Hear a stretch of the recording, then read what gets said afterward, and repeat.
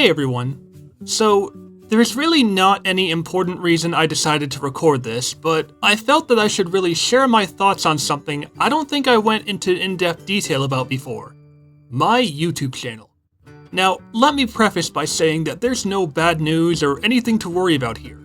This is just going to be me opening up on my thoughts about my channel's history and how I've grown.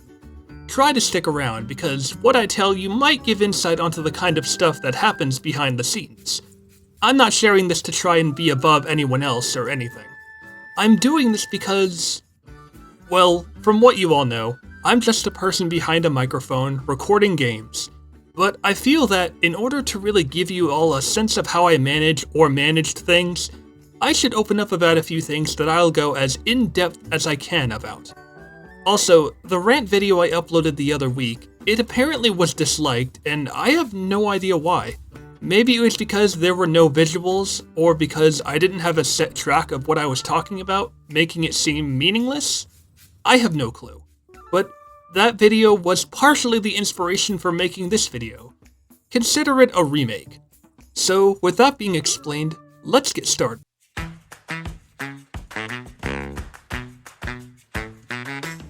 You know how many people, when they record games, can be split into two categories?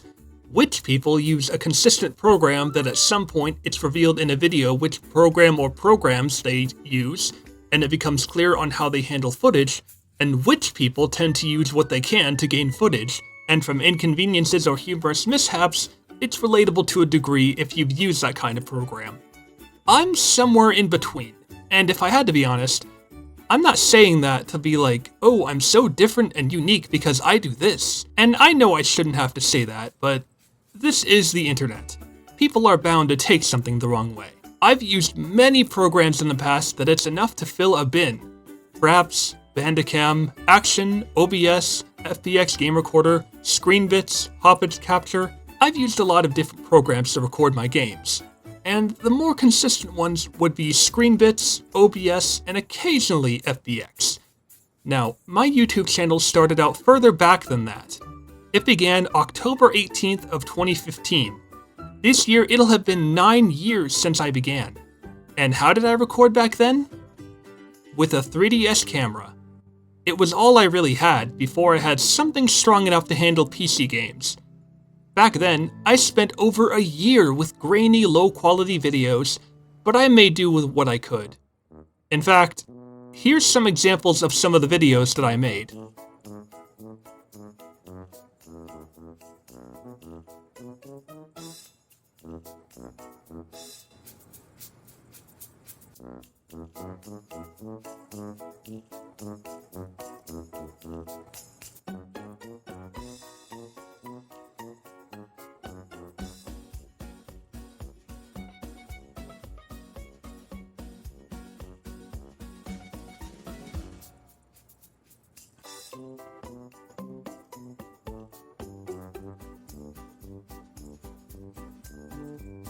Countless milestones would gradually be met, with enhancements of how I managed things.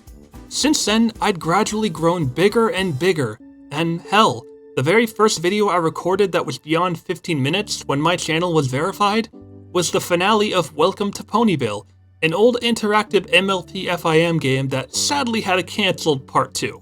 Over recent years, you may have noticed that I'd used different forms of recording for different games.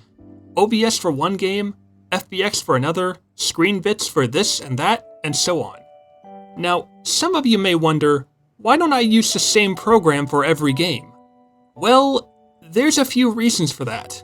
The first reason is that I have difficulty determining until after I finish recording a video clip whether or not the program itself can handle the game's VRAM and memory usage. Sometimes it does, other times it doesn't.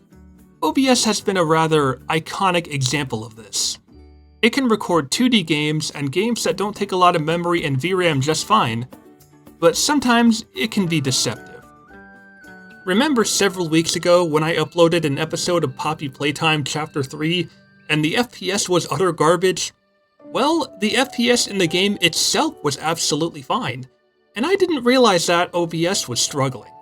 I looked into it the other day, actually, and I found a comment on a forum of OBS that read, OBS uses GPU resources to render frames from capture sources.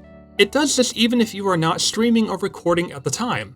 Since there is no ability in Windows to set GPU priority the way you set CPU priority, if you are near 100% utilization or above, problems will be created. In most cases, this means that OBS experiences rendering lag when the game you're playing is saturating the CPU.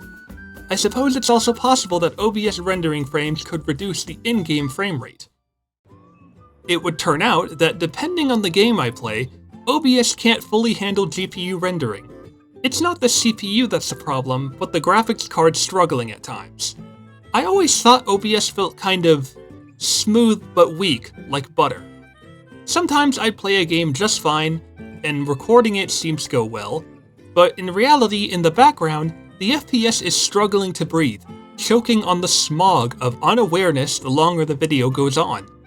So when I find out too late, it's a real frustrating issue, because you can only genuinely react to something in a game one time. Bandicam is such a program that's pushed so far back on the shelf that I can't even see it unless I crane my neck to look at it, behind layers of dust. FBX is a lifesaver at times, as it's very powerful, but it does have the watermark. However, the watermark doesn't bother me, since it's a constant reminder of how much it's saved my own ass countless times. Now, one other thing I'd like to mention is that there are indeed times when I end up making mistakes I don't notice until it's too late. Like when my microphone is muted, or the audio driver isn't selected, or the game sound isn't turned up or missing. That's always frustrating. And sometimes, it's something that's easy to overlook when nothing goes wrong for weeks on end until you restart your computer and, whoopsie-doopsie, suddenly your sound is muted in the vacuum of space. In fact, before recording this, I just checked OBS after my computer restarted to double check. What do you know? My microphone wasn't selected. Up for debate whether that's a me problem. So, I try to minimize the lack of audio where I can, but when my mic is silent, that's where the issues come in. I've got a letter for you. Oh, thank you, Bluey. What have we got here? Ah, well folks, it seems at the time of this video, OBS actually got an update recently.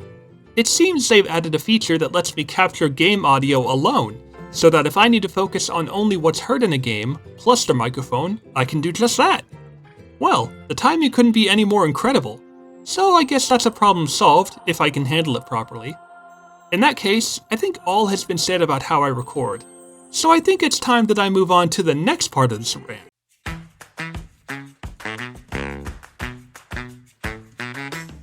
As I said before, my channel began on October 18th, 2015. And again, this year it'll have been nearly 9 years since I started it. And how far I've truly come. Things had gradually increased over time, and boy howdy, if you went and saw what my channel was like then, you'd have thought, I don't think this guy's channel is gonna get very far. I mean, look at how he's handling content. Using a 3DS camera to record a TV? Honestly, Bandit says it best. 240p is no longer an acceptable size in this day and age. I can hardly see what's going on. Over the years, through many low-quality videos, I eventually obtained a laptop. And after some point, from there, I began improving on my content. Stronger computer, better quality, better footage, and at one point, I believe in 2019, or 2020, I got my hands on an HD PVR2 gaming edition. From there, ever since, with how universally compatible it is, console recording was solidified. Actually, I think it was 2019. In 2020, I came back from a graduation celebration in Houston, Texas, to find that my HD PVR's motherboard was bust. Thankfully, I was able to get it replaced, and since then, I'd had no problems. But the problems weren't in what I recorded, but sometimes how I uploaded. Fun little fact, I believe the very first game I recorded testing out with the HD PVR was Ratchet & Clank, the trilogy port to PS3. I can still hear the very first OST I ever heard in it.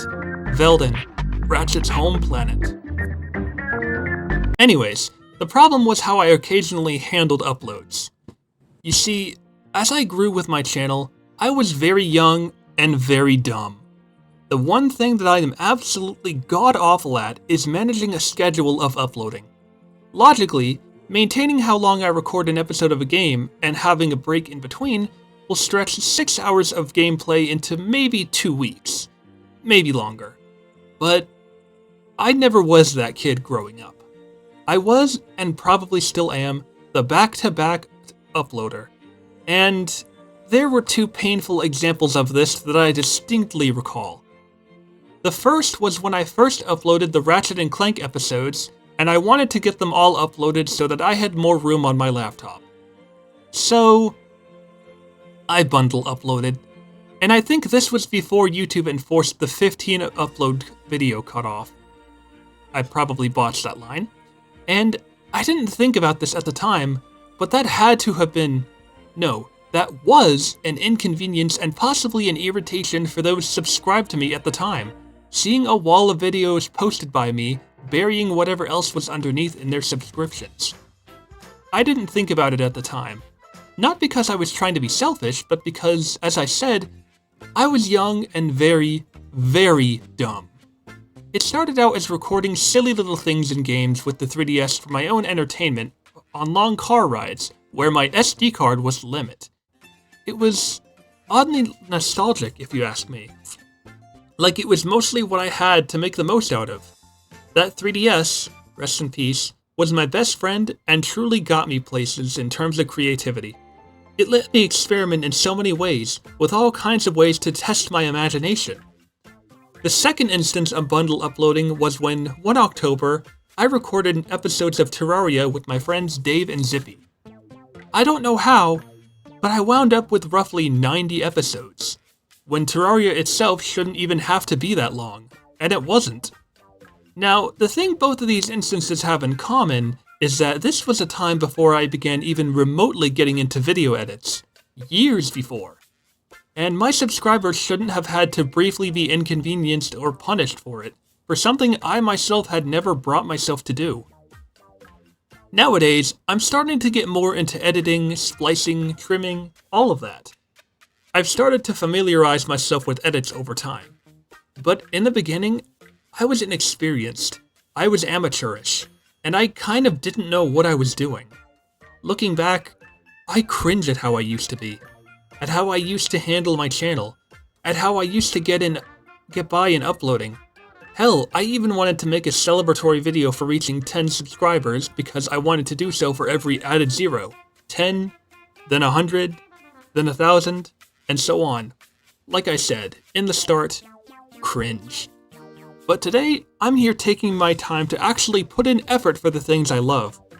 Things have slowed down significantly, partially due to writing the script for this video, and that edit of Bluey walking in and handing me the letter, that took me over 4 days to put in because of how I meticulously had to find the clip, turn it into a high-quality GIF, turn that GIF into an AGIF file, open it in Paint.net, and remove the background of over 100 individual frames, some of which were duplicates so I could just paste an empty copied frame over it, but others requiring me to slightly adjust my background removal methods.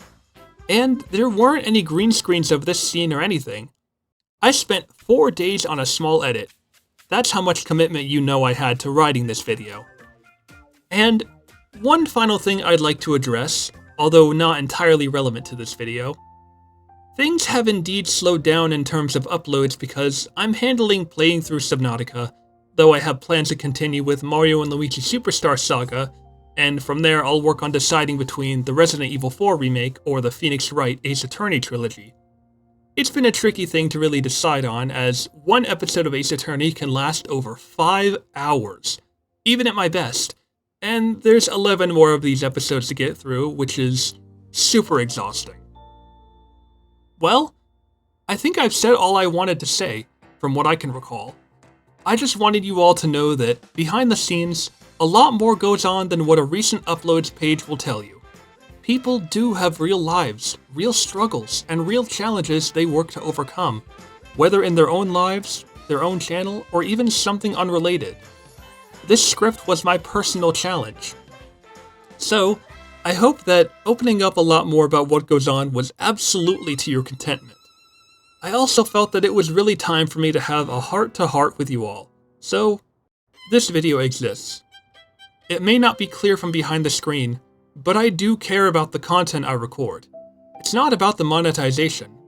It's not about the fame. For me, the content I put out there for you all is for your enjoyment. And I know I won't hit the nail on the head every time. Sometimes in a video, I'll wind up doing something that I don't realize would cause a dislike. I'm not perfect, but I do my best to make the content that I hope you all enjoy when I put it out there for you all. Over time, I'm slowly learning to improve myself, but when I manage to make my mark, it feels refreshing to know that I'm slowly working my way up. So, for those who took the time to watch this video, thank you. Thank you for understanding, for listening, and thank you for watching. Take care out there, folks, and have a blessed day.